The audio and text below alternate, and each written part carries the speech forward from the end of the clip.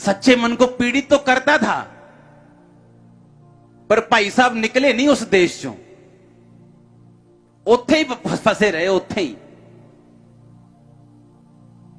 सच्चे मन को पीड़ित तो बहुत करता था, कभी गे देखा, कभी पापी देखा, व्यभिचारी देखा, दुखी तो बहुत होता था, पर वहीं रहता था। उसकी बरकत का कारण अब्राहम था। जब वो अब्राहम से लड़के गया, उसे मालूम नहीं था कि उसकी चरवाहे, उसकी भेड़ें इसलिए नहीं बढ़ रही क्योंकि ये एरिया ऐसा है, या वो बिजनेस ही ऐसा है कि बढ़ेगा ही बढ़ेगा। वो अब्राहम की अनॉइंटिंग थी उसके ऊपर। जैसे ही वो अलग हुआ, सारा कुछ बदल गया। सच्चे मन को पीड़ित करता था। हाय भैन जी, बहुत दुख होया, पर भैन जी ने करना कुछ नहीं तुहाडे लई। पंजी नहीं कट के देनी तुहानू कि भैन जी आलो मेरे लिए, मेरे वालों हेल्प। भैन जी पर दुखी बहुत है तुहाडे लिए। हां हाय भैन जी, भाजी बहुत माड़ा होया, बहुत माड़ा हो, ऊपर वो माड़ा है, पर भाजी ने 5 रुपए भी कट के नहीं देने आपां। दुनिया फेक है, बोलो। सच्चे मन को पीड़ित तो बहुत करता था, पर उस देश को छोड़ के नहीं गया। आके अब्राहम से माफी नहीं मांगी, मुझे माफ कर दे, मुझे कहीं और भेज दे, जहां तू कहेगा मैं वहां जाऊंगा, लेकिन तेरे मसे से अलग नहीं होऊंगा। और बाइबल कहती है जब दूत वहां पे पहुंचे, दूतों ने कहा अब निकल यहां से। अब निकले कैसे? वाइफ उस इन्फ्लुएंस में रहती है, उन लोगों के। वाइफ के अंदर पूरा घुसा हुआ है सदोम अमोरा, बच्चों के अंदर घुसा हुआ है, जो उसके साथ दामाद थे उनके अंदर घुसा हुआ है, लड़कियों के अंदर घुसा हुआ है। जाना नहीं चाहते थे वहां से। दूतों ने धक्के मार मार के निकाला और वाइफ ने पीछे देख लिया और लिखा नमक का खंबा बन गई। चलो वाइफ खत्म हो गई, रह गई 2 बेटियां। गुफा में गई, अपने बाप के साथ सो गई। मोआब पैदा हुआ, अम्मोन पैदा हुआ। और बाइबल कहती इन दोनों जातियों से परमेश्वर ने सदियों तक, सालों तक नहीं, सदियों तक नफरत की परमेश्वर ने अम्मोनियों के साथ, मोआबियों के साथ। क्योंकि जो लड़कियां सारा दिन पाप होते देखेंगी, सारा दिन गंदगी देखेंगी, अपनी सहेलियां, अपने सभी लोग सारा दिन व्यभिचार, सारा दिन गंद, उनको वो कूल लगने लगता है। उनको वो उस लाइफस्टाइल को उनको नॉर्मल लगने लगता है।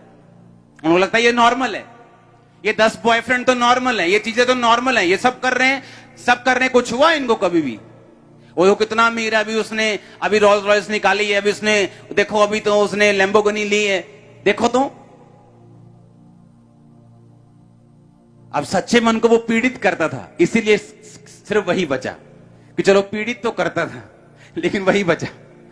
ना उसकी बेटियां बची, ना बेटियों के आगे बच्चे बचे, क्योंकि वो नफरत की। मैंने ये नहीं कहा परमेश्वर ने सजा दी, मैंने कहा नफरत की परमेश्वर ने उन बच्चों के साथ, पाप से जन्मे बच्चे। पत्नी नमक का खंबा बन गई, परिवार उजड़ गया, पूरा परिवार फिनिश हो गया लूत का। क्यों? स्टेप नहीं लिया, बस पीड़ित करता रहा मन को, दुखी होता रहा बस, और कदम कोई नहीं उठाया, उस देश से बाहर नहीं निकला। जब उसे मालूम है यहां पर गे लोग रहते हैं, उसे मालूम है यहां पापी रहते हैं, उसे मालूम है यहां वो सब काम होते हैं जो परमेश्वर के वचन के खिलाफ है, निकलता क्यों नहीं यहां से? तेरी पत्नी अब नहीं आएगी, तू निकल जा, आ जाएगी पीछे तेरे। अगर खुदा तेरे साथ है वो भी आ जाएगी। तेरे बच्चे अपने आप आ जाएंगे, निकल तू खुद यहां से। यही फर्क था अब्राहम में और लूत में। परमेश्वर ने कहा मैं अब्राहम को आशीष दूंगा, क्योंकि मैं जानता हूं अब्राहम अपने बाद अपने घराने को आज्ञा देगा कि वो यहोवा की आज्ञाओं को माने। अब्राहम कड़क था, उसे मालूम, अपने बेटे को, उसने बेटे को समझाया हुआ था कि बेटा मैं तेरा बाप हूं तब तक जब तक खुदा तेरा बाप है। जिस दिन वो तेरा बाप नहीं है, मैं भी तेरा बाप नहीं हूं। मेरे नौकरों के समान रहना, मेरी प्रॉपर्टी की इच्छा मत रखना। सख्ती, स्टेप लेना। और इसलिए हम कहते हैं अब्राहम, इसहाक, याकूब के परमेश्वर, लूत का परमेश्वर नहीं। किसका परमेश्वर? अब्राहम, इसहाक और ऊंची आवाज में याकूब का परमेश्वर। हालेलुया। जोर से बोलो हालेलुया। सच्चे मन को क्या करता था वो? पीड़ित करता था। पर भाई साहब निकले नहीं वहां से, बस पीड़ित ही करते रहे मन को कि आज बिजनेस डाउन है, पीड़ित कर लिया मन को, लेकिन चर्च नहीं गए, बस पीड़ित कर लिया मन को।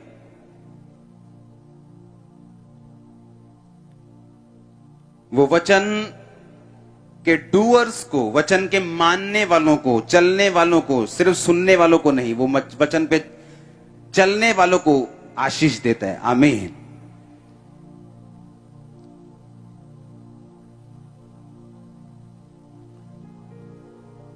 कान खुल रहे हैं कि नहीं खुल रहे हैं? और ये आप लोगों की बरकत के लिए हो रहा है, क्योंकि जैसे ही आप यहां से वापस जाएंगे, आप दरवाजों को खुलता हुआ पाएंगे। जो दरवाजे शैतान ने बंद किए हुए हैं, आप देखो तो सही। अगर आप परमेश्वर के लिए खड़े हैं या उसके दास के लिए खड़े हैं, उस विजन के लिए खड़े हैं जो परमेश्वर ने दिया हुआ है, ऐसा हो नहीं सकता कि हेवन आपकी सप्लाई को पूरा ना करे। अगर वो आपकी सप्लाई को पूरा नहीं करेगा तो फिर किसकी सप्लाई को पूरा करेगा? अगर वो आपकी जरूरतों को पूरा नहीं करेगा फिर किसकी जरूरतों को करेगा? फिर से पढ़ो उस आयत को, मत्ती 24:12-13। अधर्म के बढ़ने से बहुतों का प्रेम ठंडा पड़ जाएगा। हालेलुया। मेक श्योर इस लाइफ में जहां सब कुछ फेक है आपके आसपास, आपका ध्यान परमेश्वर के वचन पे खड़ा रहे। आप बाइबल को पढ़ते रहें, आप उन लोगों पे ध्यान देते रहें जो वचन पे खड़े रहने के कारण आशीषित हुए, और उन लोगों पर भी ध्यान देते रहें जो वचन से हटने के कारण शैतान का शिकार हुए। फिर आप परमेश्वर को दोष नहीं दे सकते, क्योंकि जो बच्चा अपने पिता के अधीन है, पिता उसी की रक्षा कर सकता है। अगर वो पिता को छोड़ के चला जाए, वो अपने बच्चे की रक्षा नहीं कर सकता। अगर आप वचन के नीचे हैं, आप अपने बाप के नीचे हैं।